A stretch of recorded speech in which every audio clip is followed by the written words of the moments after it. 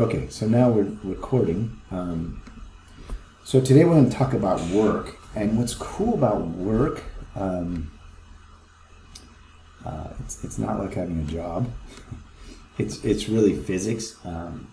I come back to physics so much. I taught it for 10 years, and it's so much fun. So it's kind of sad to see that there's not many physics majors, but it is awesome.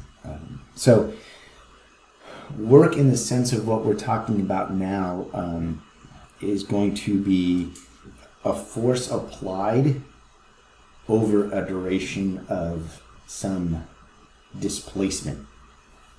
But before we can talk about that, we need to talk about what force is. And so what force is, it's a mass times an acceleration. So this equation here is big. So when we're trying to find force, it's going to be mass times acceleration. So typically when we talk about mass in our science classes, we're talking about mass in kilograms times an acceleration, which is in the units of meters over seconds squared.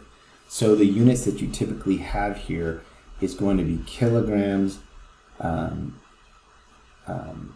times meters over seconds squared, or kilogram meters over seconds squared. And these units, when they're multiplied, we know them to be newtons, right? So when we talk about a force is something that is measured in terms of newtons, okay? Another way that it's measured, when we talk about the standard form, when we're not talking metric, a force can be done in,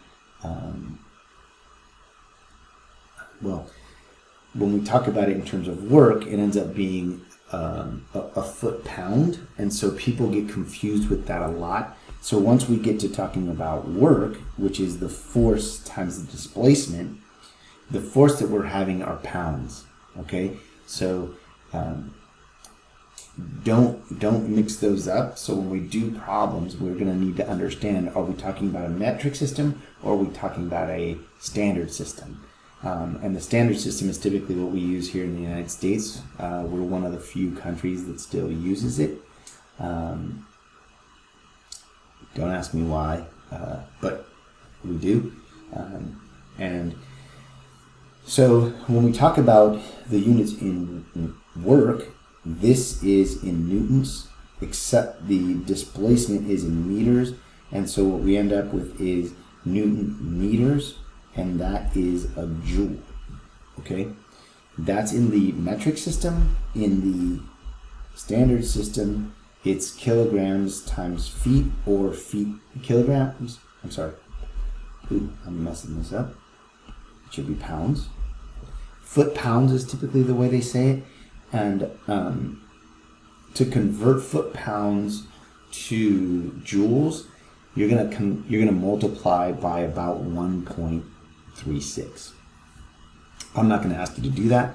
If the problem is in standard form, you're going to use standard form to do it, okay? But in order to be able to solve these problems, the important piece is we need to, typically they're going to have us find our force. Once we find our force, then we're going to go find our work by finding out how long we push things. Pushed, pulled, whatever way we're going to do it, okay? So let's do an example of a problem so you guys can see this, and then we can talk about the dynamics of what's happening. So in this first example that we have, it says how much work is done in lifting a book that's 1.2 kilograms off the floor and putting it onto a desk that's 0.7 meters high. So let me grab a book. I just think it's cool to demonstrate it. So if I have a book, and I'm taking it from here and I'm lifting it to here, I am actually doing work, right? By moving the book, I'm doing work. So that's a demonstration of what work is. It's physics, right? It's always doing it and demonstrating it with tools. So the thing about this, though, is first thing we need to find is what the force is, right? And so what do we know in this problem? We know that the mass is 1.2 kilograms, correct? Do we know what the acceleration is in this problem? So that we can find the force.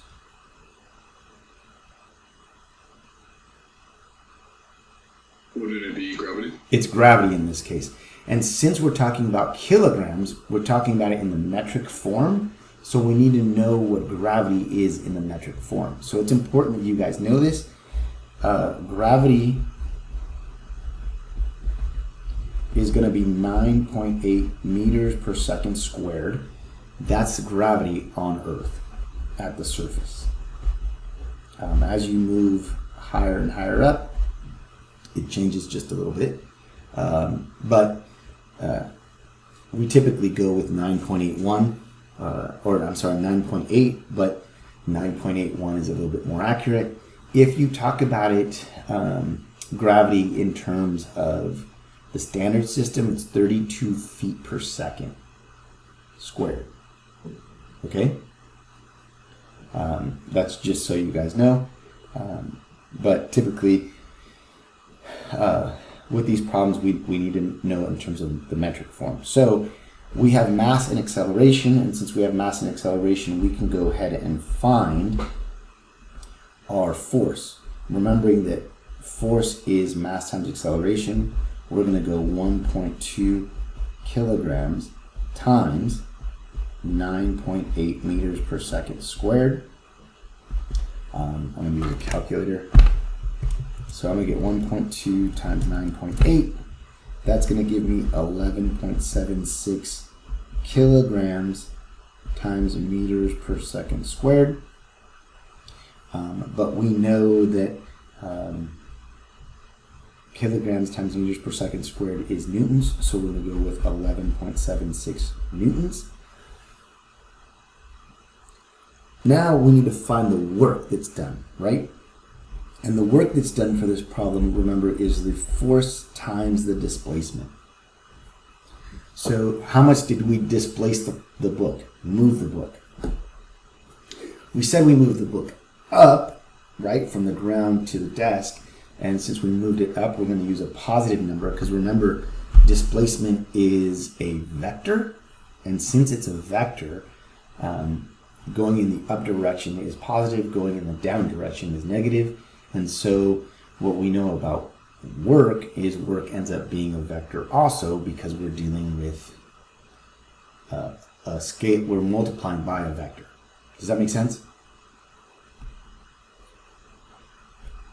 Okay, so then work is going to be that 11.76 newtons times our displacement of 0.7 meters. And that's going to be 11.76 times 0.7 is going to give me a work of 8.32 Newton meters, which we know are joules. And that's how much work is actually done to lift a 1.2 kilogram book 0.7 meters. Does that make sense? Yes. Okay, cool. Just making sure, because when you guys get to these problems, you're going to be like, oh, he made it look so easy in the notes, and then you're going to look at them and you're going to be kind of confused. And that's okay, right? It's part of the learning process. But I'm trying to demonstrate to you guys what my thinking is in terms of what's the process that I'm going through to solve these problems. Okay, so the next problem, it says, how much work is done lifting a 20-pound weight 6 feet off the ground? So in this problem, the first thing that we want to think about is, all right, are we metric or are we standard? So what do you guys think we are? Standard? It's standard because we're dealing with pounds and feet, right? So as soon as we're in pound and feet, we need to know, okay, the way we're going to manipulate this is very, very different. So in this case, what ends up happening is we got to remember that work is thought of in units of foot-pound. And since it's foot-pound, that means the feet distance that we're working with times the weight, which is the 20 pounds. And so it's cool because the feet we know is the displacement, and the 20 pounds we know is the force. So it's just something for you guys to remember and recognize. When we talk about pounds, that is a force. Okay? So understand that the distinction between that and mass times acceleration being a force. Okay, so in this problem, this is very straightforward then. What work would be here would be the feet. How far did we move it? We moved it 6 feet. How many pounds was it? It's 20 pounds. And so the work that's done in this problem is 120 feet-pounds. And that's our answer.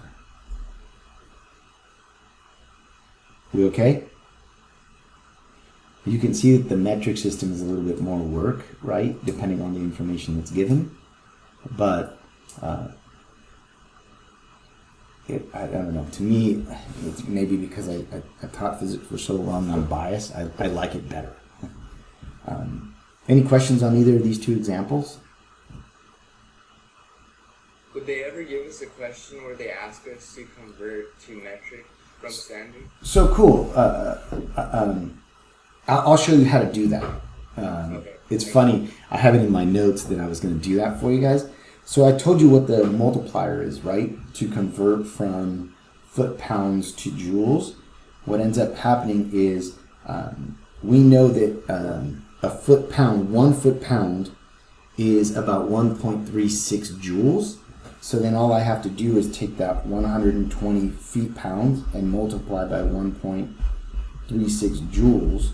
And that gives me, let me do it, 120 times 1.36. That's equivalent to about 163.2 joules.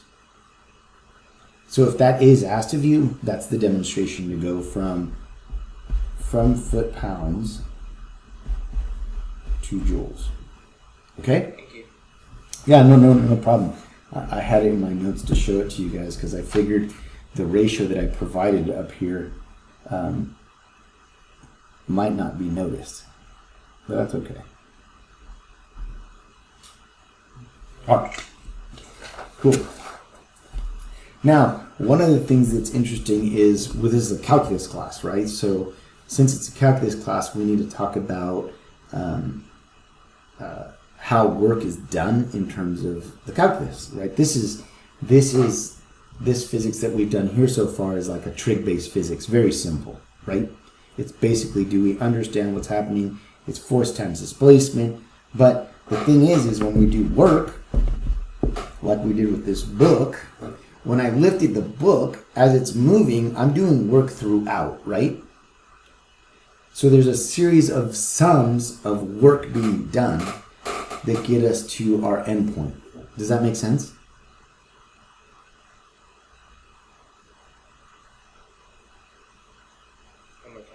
Okay, so as I lift this book, right, and I'm taking it up, each time I move it, it's work being done. And it's a bunch of work being done sumized, right? So if I move it 1 inch, that's work, and then I move it another inch, I'm going to add that, and I add another inch, and another inch, and another inch, and another inch. I'm doing different works as I'm moving it, correct? Yes. So what ends up happening is it ends up being a sum of a bunch of work being done. Does that make sense? Yeah. Okay, we did that in Calc 1, right? When we did the area under the curve, what we ended up doing is we displaced and then found the rectangle under the curve, and then we found the next rectangle and the next rectangle and the next rectangle, and we added those rectangles up, correct? Mm-hmm. Now what we're doing with the book is we're doing little rectangles of each movement that we're doing. In fact, we end up doing infinitesimally many to lift the book from where the bottom of my hand to the top of my hand. There's a series of sums of work being done. Does that make sense? Yeah. So well, here, I'll show you the definition. Well, even before I do that. So if you remember from Calc 1, when whoever your professor was, when they first introduced area under the curve, this was A, this was B over here, right? And then what they did is they should have demonstrated rectangles, right? A bunch of rectangles. Do you guys remember that? Right?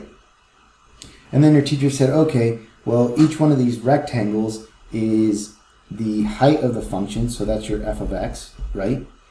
Plus the change in x. Each one of those is a change in x, right? Do you guys remember that? So what this represented, this multiplication here, this was really a rectangle, the area of the rectangle. Do you guys remember that? Yeah. So that was each individual rectangle. But in order to find out the area under the curve from A to B, they did the limit as x went to infinity of the Riemann sum of I equaling 1 to n. In fact, I think this was n in our definition, of f of xi delta x. Remember that definition from Calc 1? And that meant the integral from A to B of f of x dx.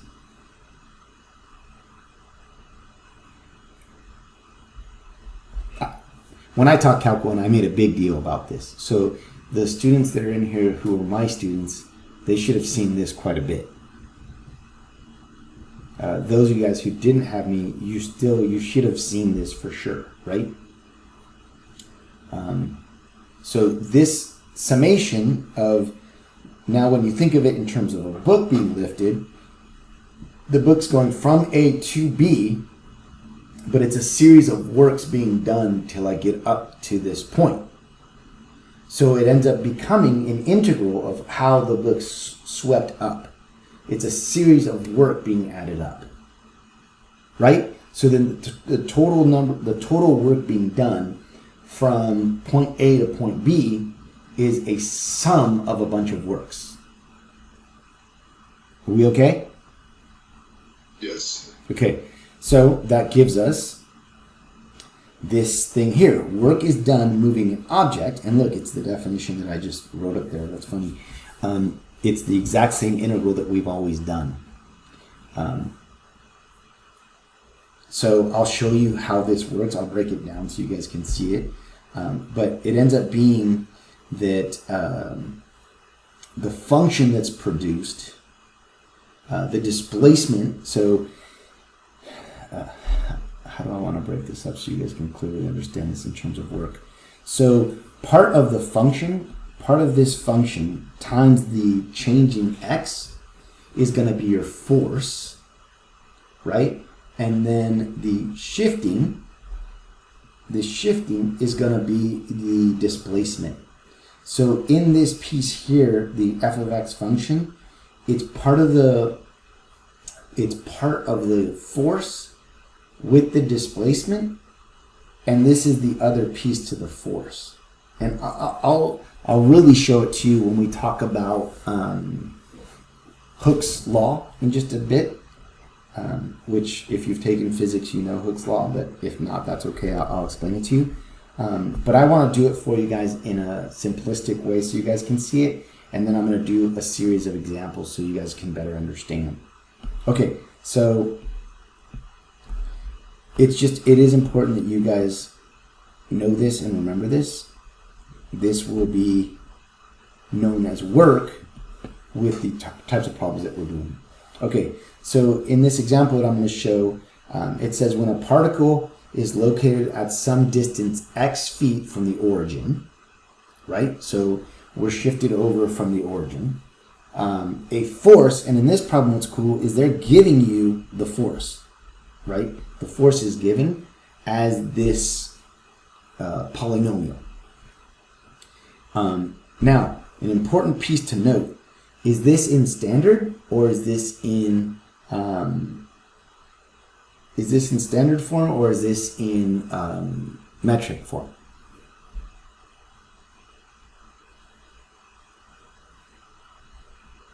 Standard. It's in standard. How do we know that? There's a couple pieces that we see. We're talking about feet and we're talking about pounds. So with this problem, we know that the function that we're going to have is going to be a foot-pounds problem, correct? So what we're going to end up getting is they're giving us the force, and so what we end up having to do is set it up. We go from one bound, from our lower bound to our upper bound, so that's going to go from 1 to 3, right, of the force function,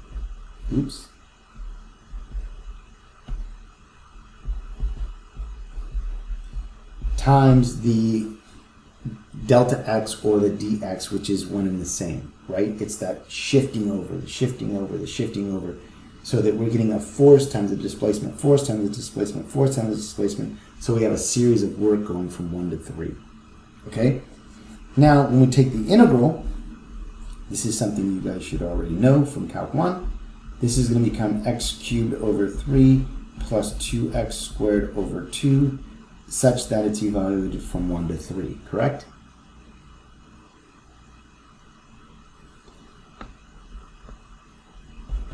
You guys recall that, or do I need to talk about power rule for anyone who needs a reminder? I'm fine with it. Please ask now so you don't end up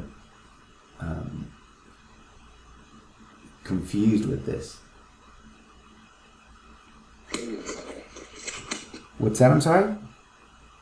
I remember. You remember? Okay, cool. All right. Well, if you don't, please ask. Okay, so now we're going to substitute in.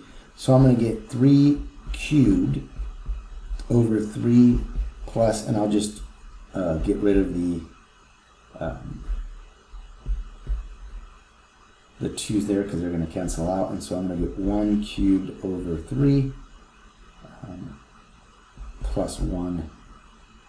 Ooh, this should be squared, sorry, my bad. What am I doing? Sorry, guys. It should be, yeah, that's 1 cubed over 3 plus 1 squared. And so I'm going to get 9 plus 9 minus 1/3 plus 1, which will give me 18 minus 4/3. Agreed? Which will then give me 16 and 2/3.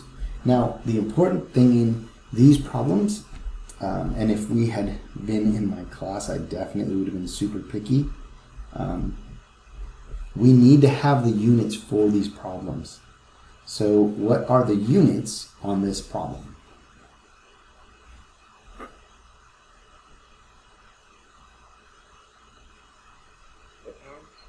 Yeah, so it's going to be foot-pounds. So the work of this problem is foot-pounds. Okay? It's important. What it's demonstrating here is that you understand that you're working in completely different units, a completely different system, right? Your numbers end up being super, super different. Okay. Now, do any of you guys have any experience with physics, or is this kind of all brand new to you? I've only taken the first class. Okay. But like in high school, did you guys take maybe even a trig-based physics? Yeah, in high school. Oh, okay. Some of you guys even took AP physics. Cool. You probably took the AB physics and not the BC, Andrew? Yeah, it was 8. Okay, cool. So you know Hooke's law. Some of you know Hooke's law, but here's what I'll do is I'll explain it to you guys. The way that I learned Hooke's law was, and this is it right here, just so you guys know. That's it. The way that I learned Hooke's law was that the spring constant, they had a negative in front of it, so it was negative kx.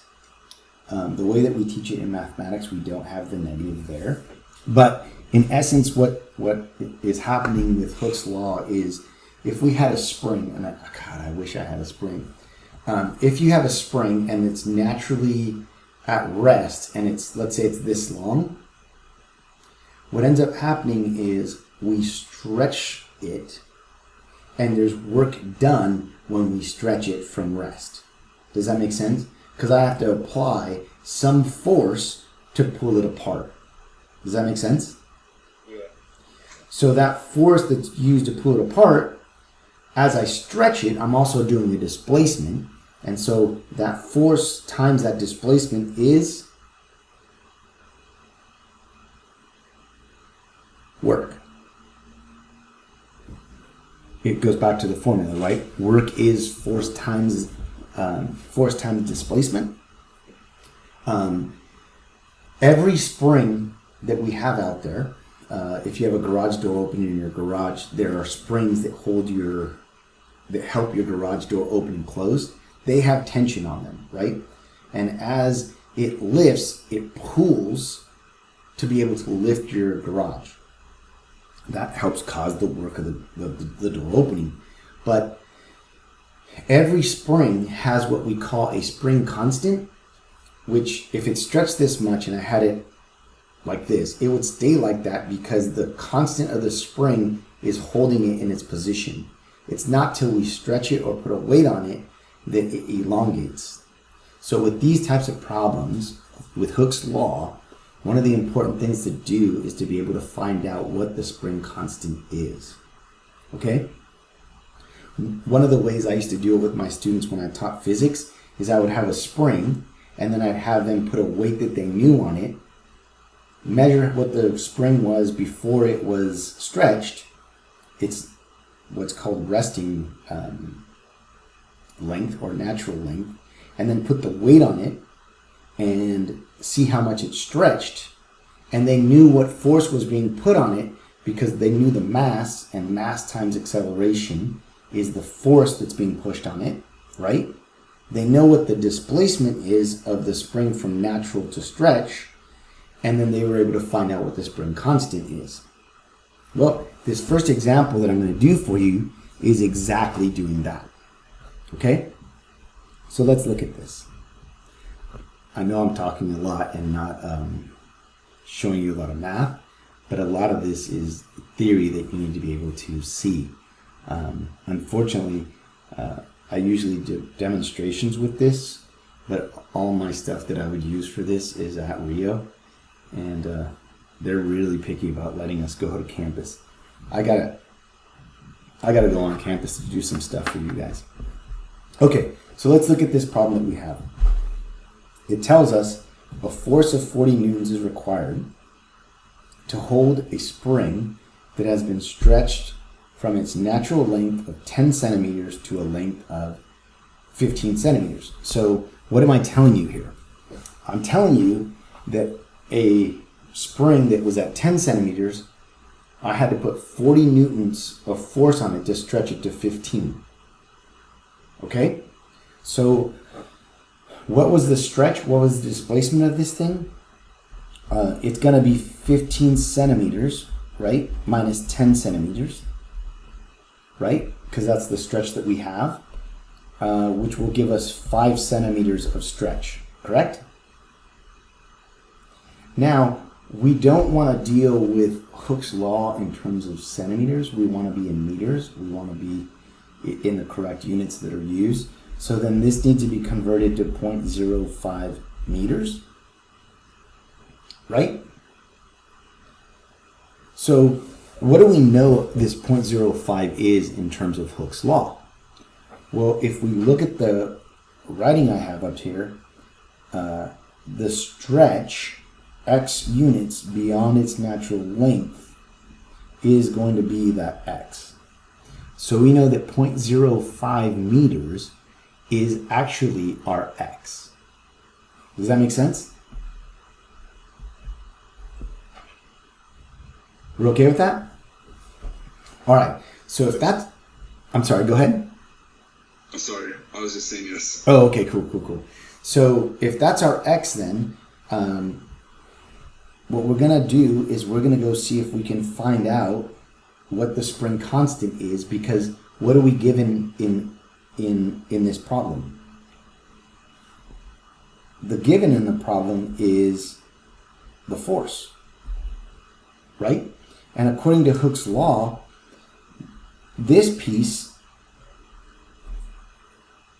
is the force that's yielded. So what we're ending up doing is we're going to have this formula, and we know that this is going to be 40 newtons. We don't know our spring constant. We're going to go find that. Okay? But we do know that the stretch of this is 0.05 meters. Okay? Now from here to find the spring constant, we're going to go 40 newtons divided by 0.05 meters.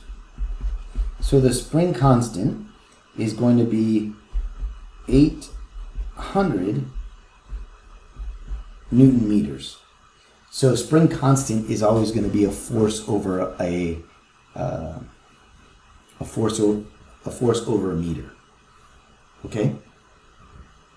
Now, what this helps us do is remember to find the work, because that's what we're looking for in this problem. To find the work, we need a force times a displacement, correct? So the force times the displacement, in this problem, we're looking to stretch from where to where? From 15 to 18, right? But we need this because we're talking about meters. We need to convert this to meters. So we need to understand what the stretch is. So our lower bound is going to be what?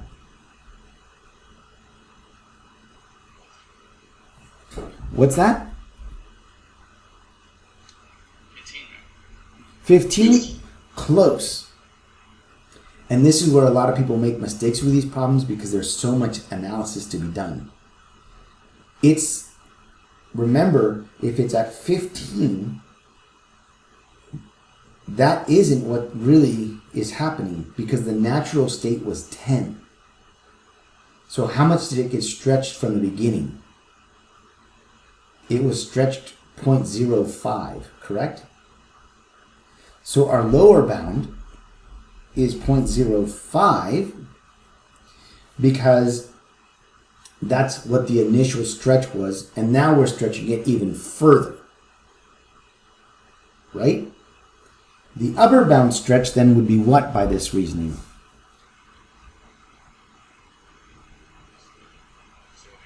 .08. Because we're going from the natural state of 10 to 15, we're already at 15. Now we want to stretch it 3 more centimeters. So we need to know that the work that's being done is after the natural rest state of the spring, which was 10. So that's an important conversation to have and understand when you're doing these problems.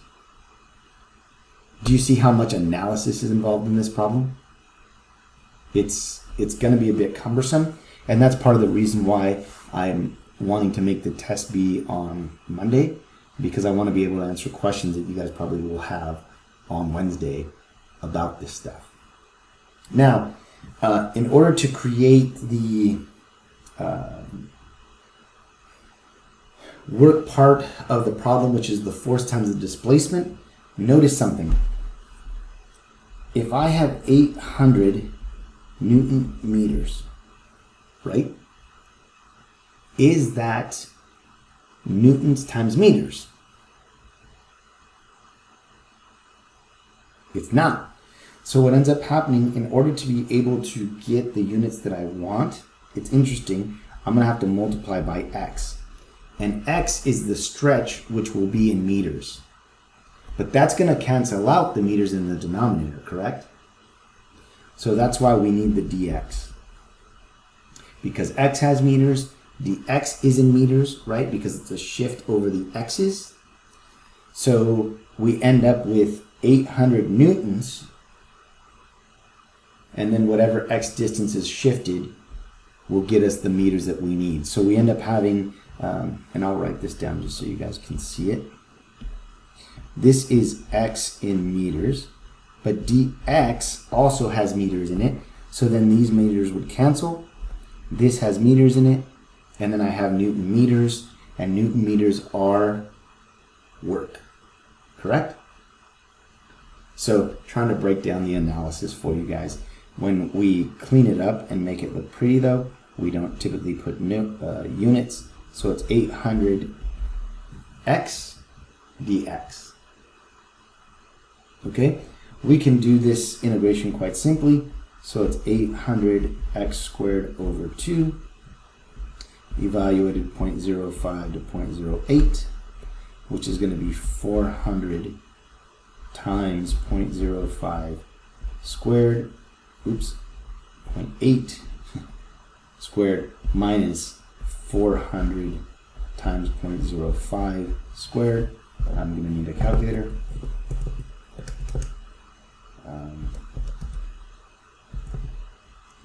0.8.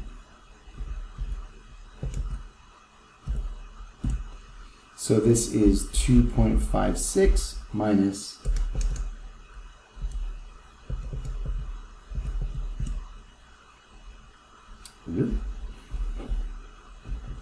that's 1, and so I end up with 1.56 joules of work. Are there any questions on this so I can better explain it? Because I know I said a lot.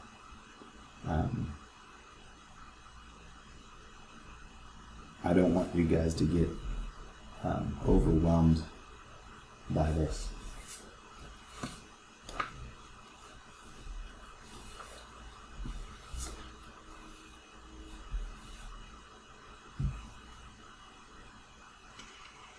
Anything?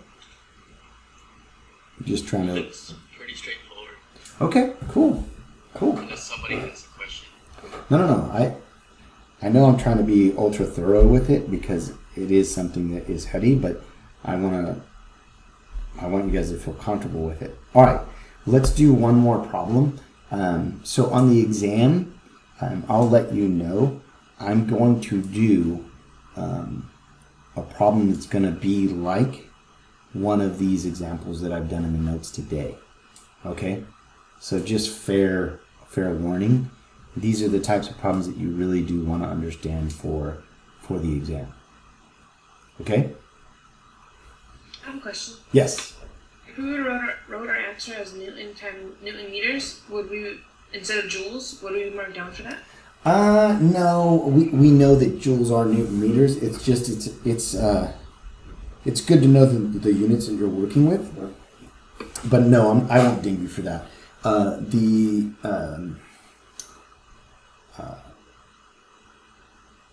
And do you guys see where the Newton meters come into play? Do you guys want me to demonstrate it for you? I'll do it because I think it's worth you guys seeing that it is joules instead of me just saying it's joules.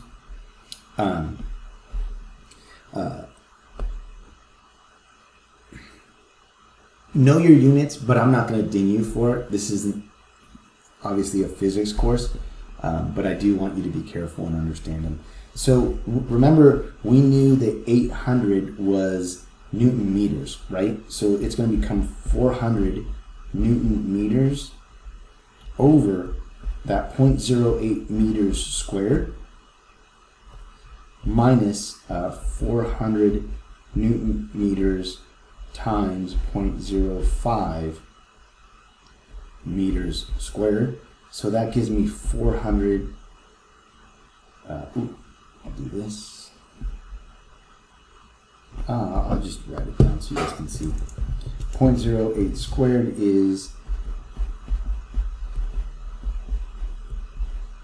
0.0064 meters squared, and then this is 400 Newton meters, and this is going to be 0.0025 meters squared.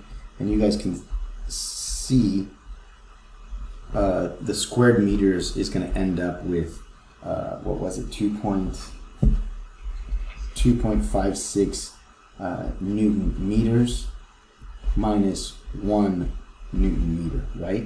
Because the meters are going to cancel, and that is joules. So that's what gives us the 1.56 joules. We good with that? Part of the thing that makes physics so cool is if you do take the units with you as you're doing the problems, even though it's cumbersome, the units confirm that you're doing the problem correct because you're in the right units at the end. Make sense? Okay. Let me do one more example and then I'll be done. I don't have a lot for you guys today, but I do want to see if you guys have any homework questions from 12.3 and 12.4 that I can answer after I'm done here. All right, let me do this. So in this example now, we're doing the work that's being done to pull a cable 100 feet. Okay, so since we're talking about pulling a cable 100 feet, we again see that this is in standard form, and so it's going to be something that's going to end up being a foot-pound. Now, the temptation with this problem is a lot of us would say, oh, it's obvious, it's 20,000 foot-pounds of work that we did, right? But the problem is, are we pulling 200 pounds the whole time that we're lifting the cable?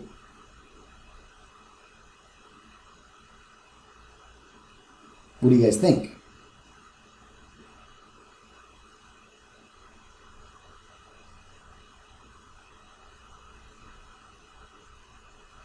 Can you repeat that?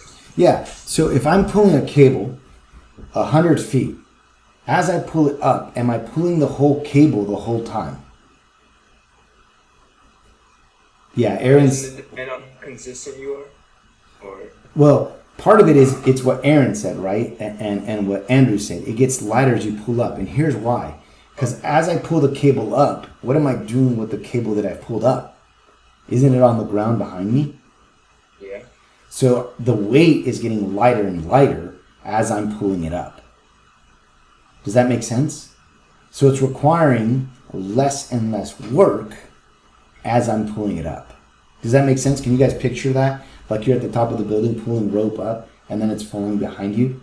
And doesn't it get easier and easier to pull it up as you continue to go? Yeah. So the work is getting easier and easier to go. So was there a question there? No. Okay. So one of the things that we want to look at is we can make some approximations about the work here. We know that for every foot of cable, it should weigh about 2 pounds, right? So we can say that for each foot of cable will weigh,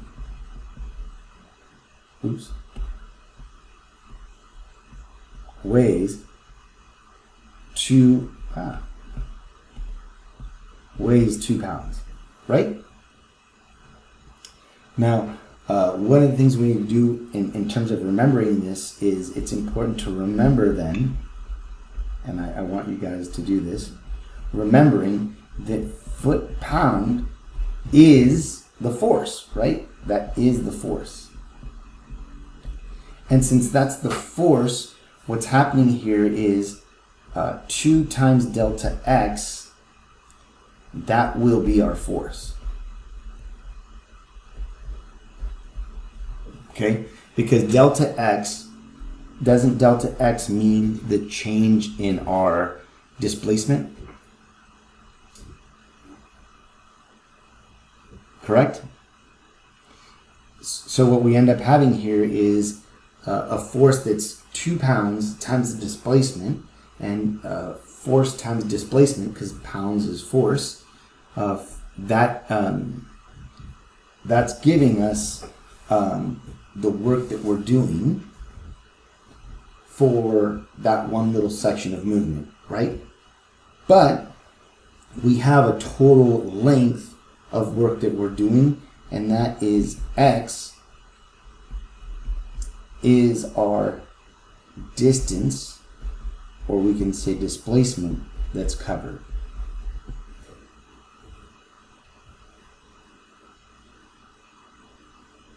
We okay?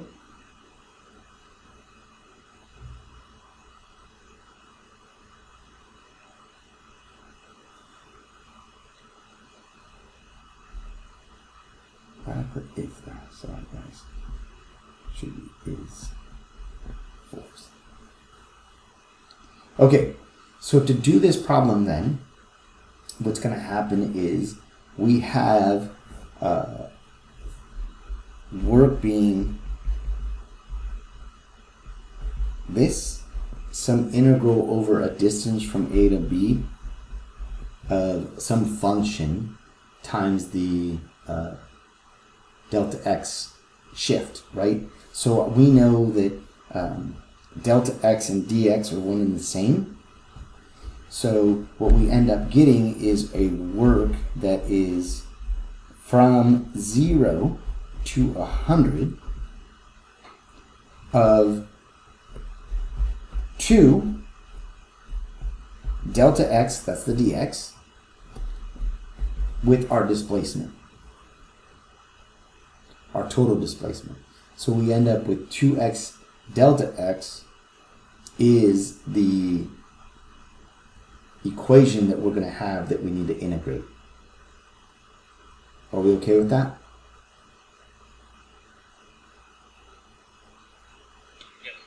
Okay, so then we can integrate this quite simply. X squared over 2 times 2 from 0 to 100. The 2's are going to go away, so I'm going to have, oops, let's not jump the gun. I'm going to have 100 squared minus 0 squared, which will give me 10,000. And then the units that we need to have for this one is what?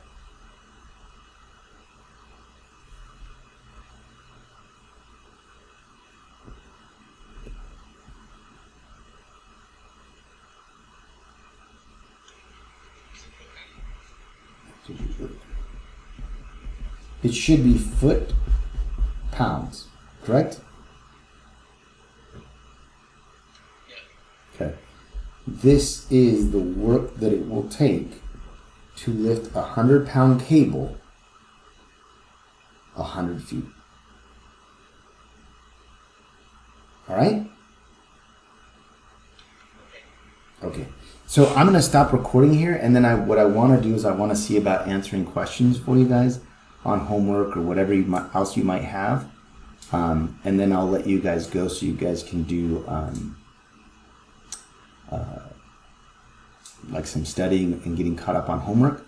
The other thing that I want to do is on Thursday or Wednesday, what I'm going to do is I'm going to create some sort of practice to go over with you guys so you guys can be ready for the exam for Monday. Okay? Okay, I'll stop recording now.